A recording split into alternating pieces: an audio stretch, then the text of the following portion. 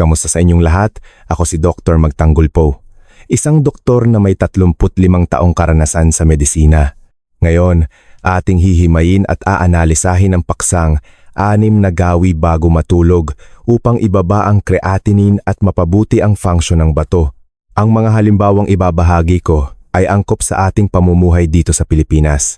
Naisip niyo na ba na ang ilang napakaliit na gawi bago matulog tulad ng pag-inom ng tubig, nang huli na pagkain ng midnight snack, maling posisyon, o paggamit ng mga pagkaing akala natin ay masustansya ay maaaring maging dahilan kung bakit ang inyong mga bato, kidneys ay kailangang magtrabaho ng doble sa buong magdamag?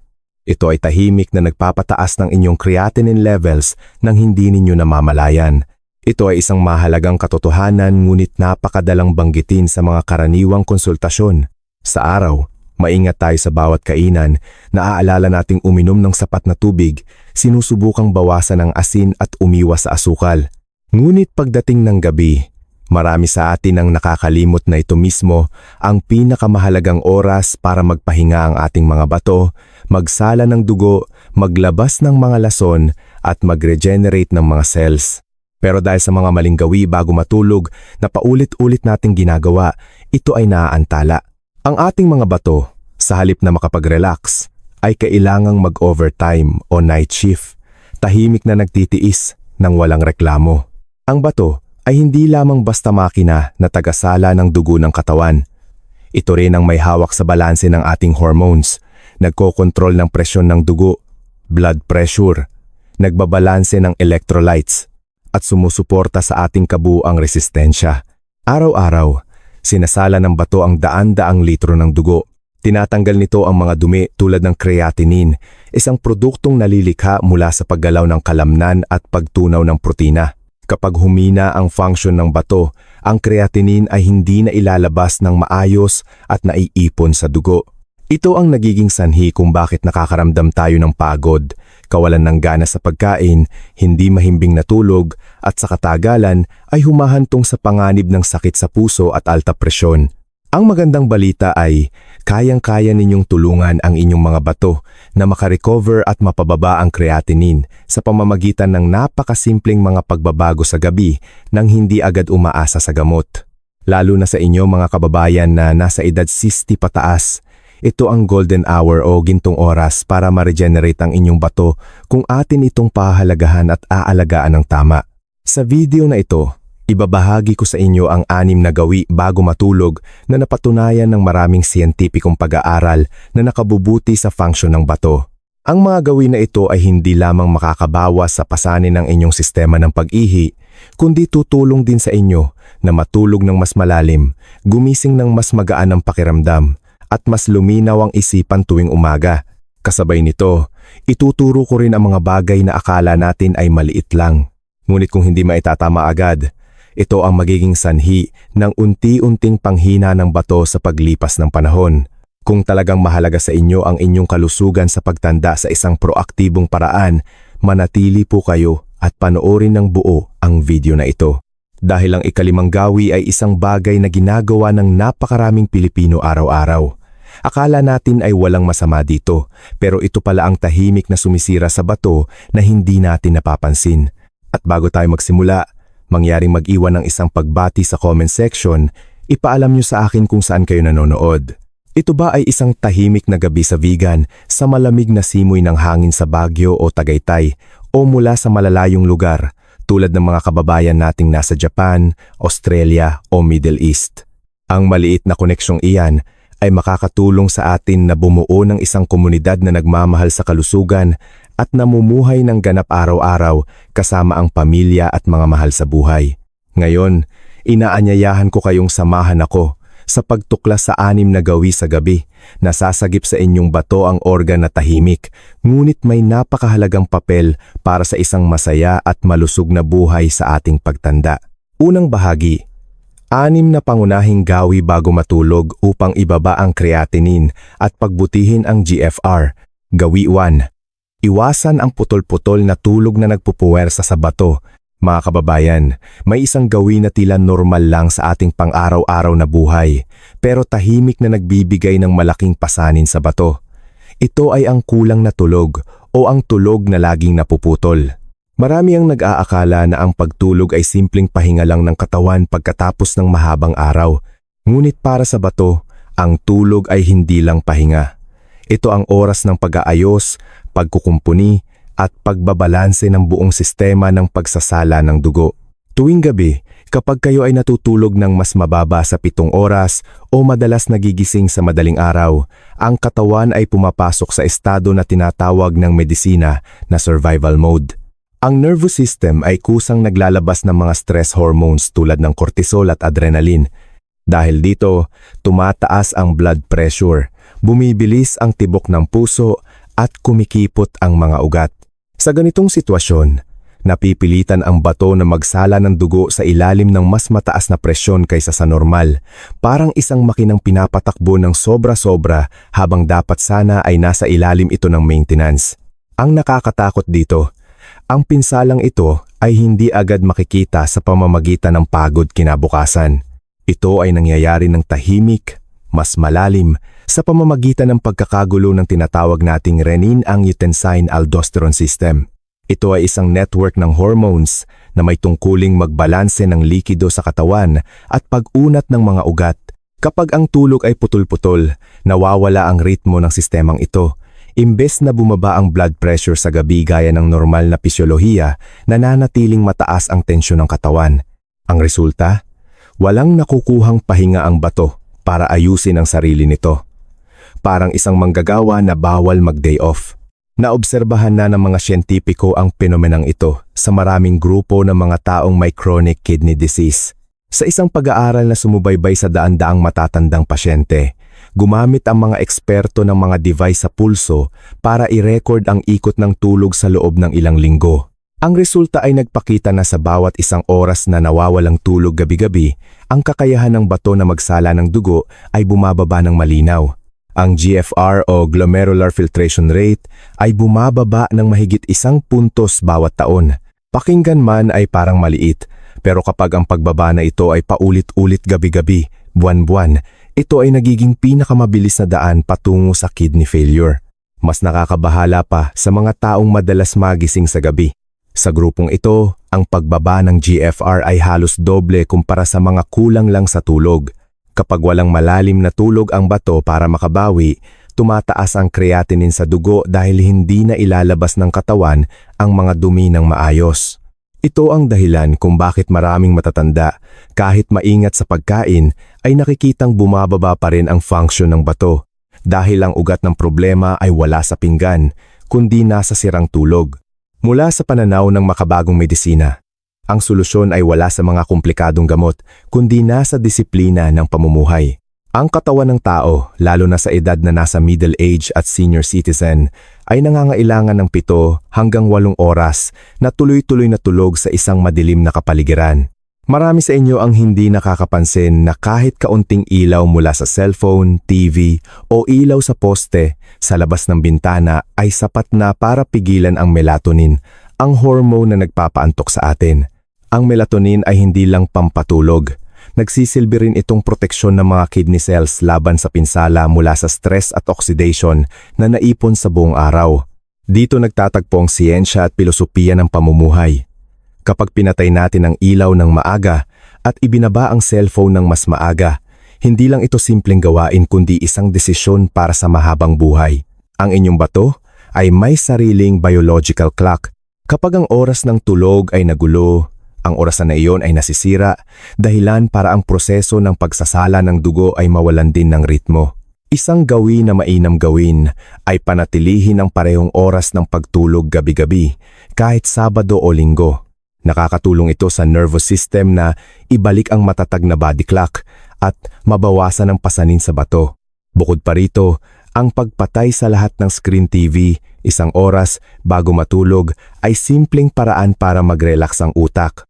Ang kwarto ay dapat malamig, tahimik at madilim dahil ang ganitong kapaligiran ang nagbibigay daan sa malalim na tulog kung saan nakakapag-regenerate ang bato. Isang bagay na ikinagulat ng marami ay ang sobrang tulog ay hindi rin maganda.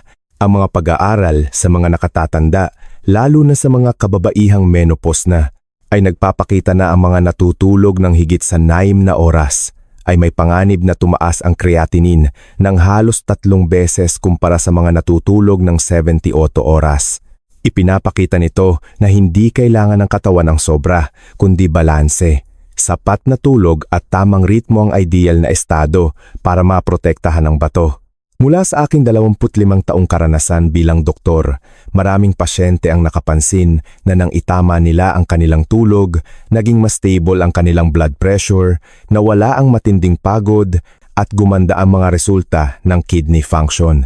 Pinatutunayan nito ang isang simpleng katotohanan na ang pag-aalaga sa bato ay hindi nagsisimula sa klinika, kundi sa inyong kama kung saan hinahayaan ninyong magpahinga ng totoong katawan upang hindi na mag-overtime ang inyong bato sa dilim. Gawi 2. Bawasan ng protein sa hapunan upang makapahinga ang bato.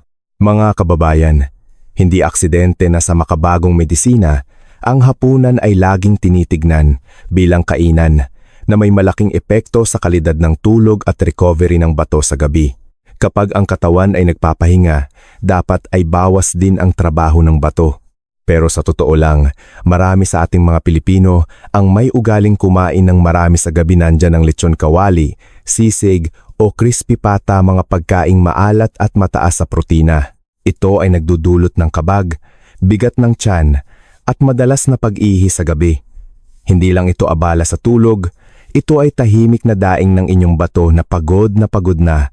Sa pisyolohiya, kapag kumain tayo ng protina, ang proseso ng panunaw ay lumilikha ng mga dumi tulad ng urea at creatinine na kailangang ilabas ng bato.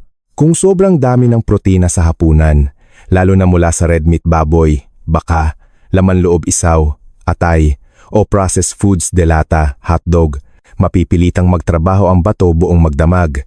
Sa paglipas ng panahon, ito ay nagpapataas ng creatinine at nagpapahina ng GFR. Ang mga sintomas tulad ng pagod sa araw, pamamanas at pag-ihi sa gabi ay mas lalong lumalala sa mga may diabetes. Ang hapunan ay kritikal. Kapag tumaas ang asukal sa dugo sa gabi, ang maliliit na ugat sa bato ay nasisira ng tahimik. Kung ang hapunan ninyo ay maraming kanin, lalo na kung only rice, maalat na ulam at taba, mas bibilis ang pagkasira nito. Palagi kong sinasabi sa aking mga pasyente, ang hapunan ay hindi para magpakabusog ng sobra, kundi para patahimikin ang katawan. Kapag pumili kayo ng magagaan na pagkain, makakapagpahinga ang bato at ang tulog nyo ay magiging mahimbing. Paano nga ba ang ideal na hapunan para sa bato? Ang prinsipyo ay madaling tunawin, kaunting asin, bawas sa protina ng hayop, kontrolado ang potassium pero may sapat na fiber at bitamina. Pwede kayong pumili ng brown rice na may kasamang nilagang repolyo o pechay at tukwang pinasingaw na may kaunting toyo o oyster sauce. Ito ay simple pero suwak sa panlasang Pilipino, nakakabusog pero magaan sa tiyan. Isa pang option ay oatmeal o lugaw na may kalabasa at kabute. Nakaka-stable ito ng asukal at madaling tunawin. Kung gusto nyo ng ibang lasa, subukan ang inihaw na tilapia o pinaputok na isda na may luyang dilaw kasama ang nilagang talbos ng kamote o kangkong. Ang tilapia ay pangkaraniwan sa atin, madaling tunawin at mababa sa bad cholesterol. Ang kamote ay mainam din kumpara sa patatas.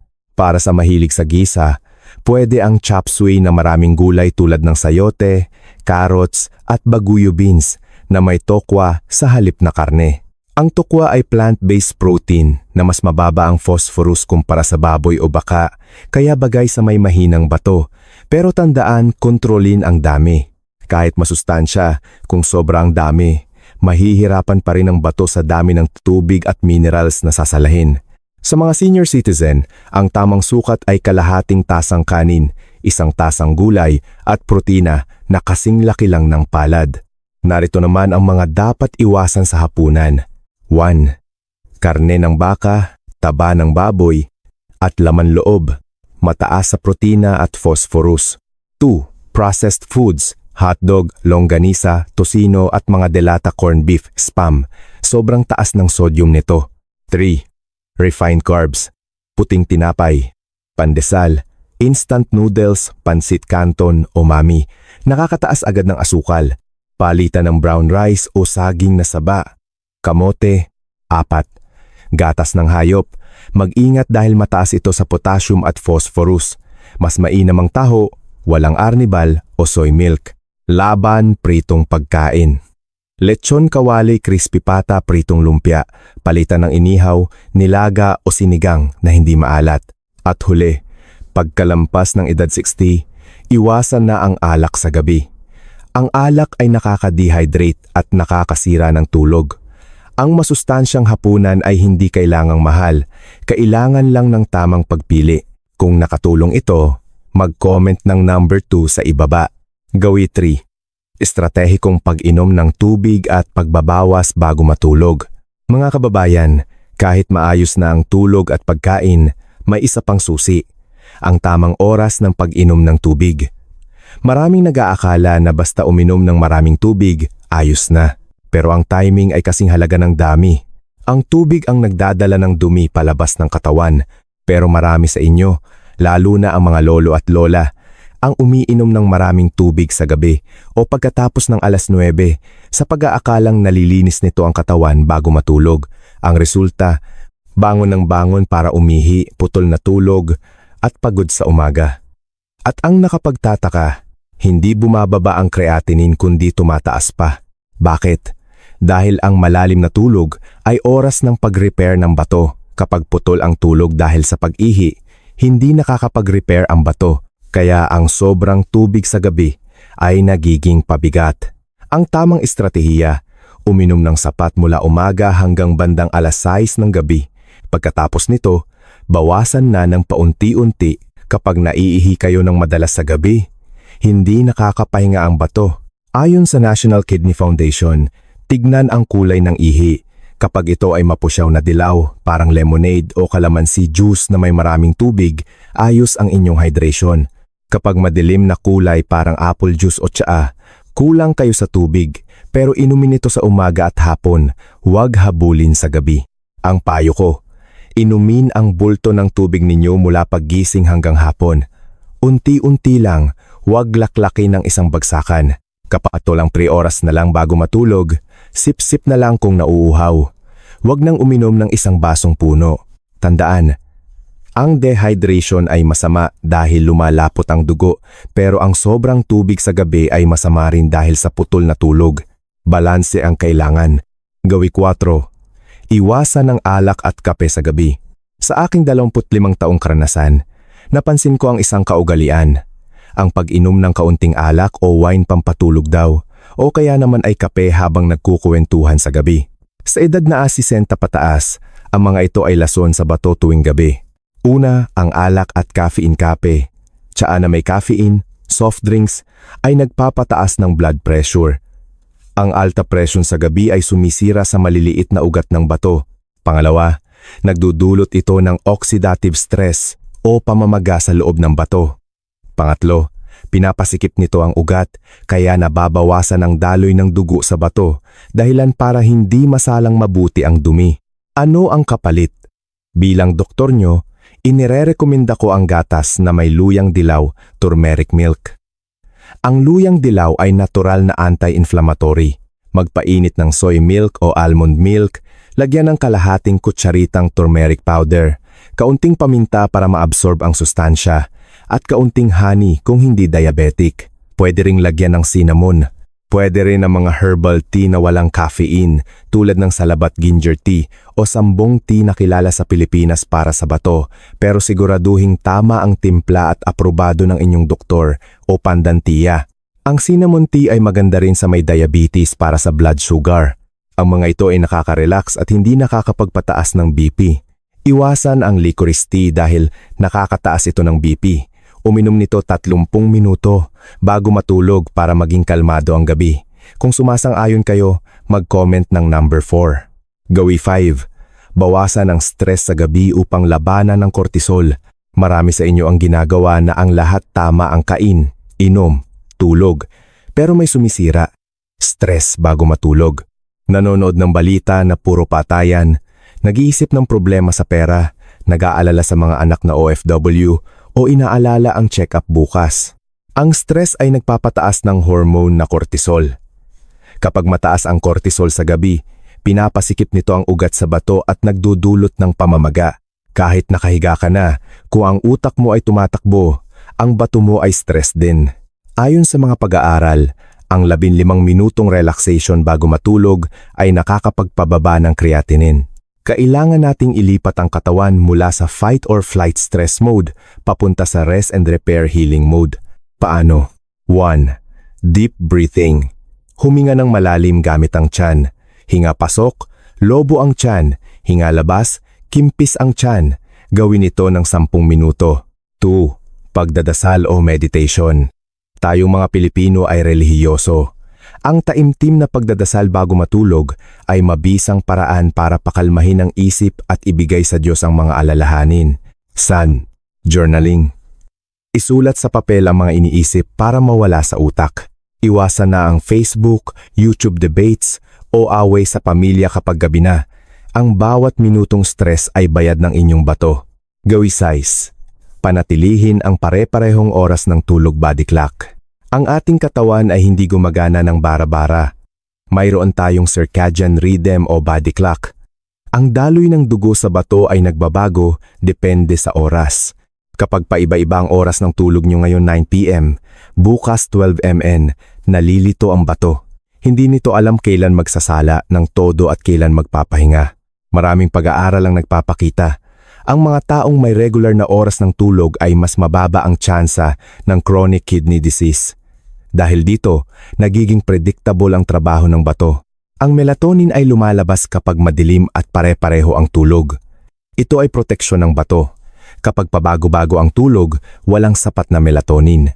Ang payo ko, matulog at gumising sa parehong oras kahit linggo.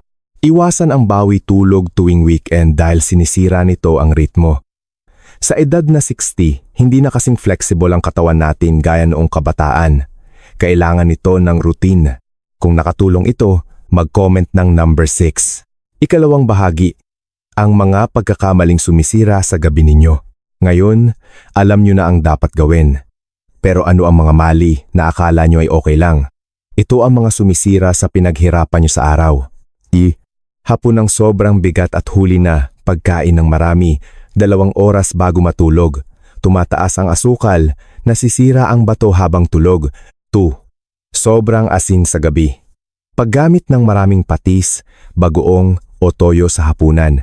Pinipigil nito ang tubig sa katawan, tumataas ang BP sa gabi at hirap ang bato. 3. Alak. Akala nyo pampatulog pero pampaihi at dehydrating pala. 4. Maling oras ng gamot. May mga gamot na dapat sa umaga o gabi lang. Itanong sa inyong doktor. 5 po, mainit na kwarto. Sa Pilipinas, mainit. Kung sobrang init, hindi kayo makakatulog ng malalim. Gumamit ng electric fan o aircon kung kaya para bumaba ang temperatura ng katawan at makapag-repair ang bato. 6 sleeping pills. Ang pag-abuso dito ay nagbibigay ng peking tulog na hindi nakaka-refresh ng bato. Ang mga pagkakamaling ito ay parang patak ng tubig sa bato unti-unti pero nakakauka. Ikatlong bahagi, ang lihim na pampalakas, magaang ehersisyo. May isa pang sikreto, ang magaang ehersisyo sa gabi. Pero teka, hindi ito jogging o zumba na nakakapagod ha. Ito ay light movement lang, 2,003 oras bago matulog. Halimbawa, paglalakad ng mabagal sa loob ng bahay o sa bakuran pagkatapos kumain ng hapunan. Mga 15,020 minuto lang. Bakit? Tinutulungan nito ang muscles na higupin ang asukal mula sa kinain nyo para hindi na ito manalasa sa dugo at sa bato. Gumaganda rin ang daloy ng dugo. Pero tandaan, tapusin ito 2 oras bago matulog para hindi kayo magising diwa. Huwag magpapagod. Chill lang na lakad. Kapag pinagsama-sama nyo ang mga ito, sapat na tulog, magaan na hapunan, tamang inom ng tubig, iwas stress, tamang oras ng tulog, at kaunting galaw, kayo ay bumubuo ng isang matibay na panangga para sa inyong bato. Lalo na sa edad natin, ang pag-iingat ay mas mahalaga kaysa gamot. Kung naging kapakipakinabang ito, pakishare sa inyong pamilya, lalo na sa mga may diabetes o high blood. At kung nakaabot kayo sa dulo ng video na ito, mag-comment ng number 10 bilang tanda ng inyong pangako sa sarili na aalagaan ko ang aking bato simula ngayong gabi. Muli, ako si Dr. Magtanggol po. Maraming salamat at hanggang sa muli nating talakayan para sa inyong kalusugan. Magandang gabi at mabuhay kayo.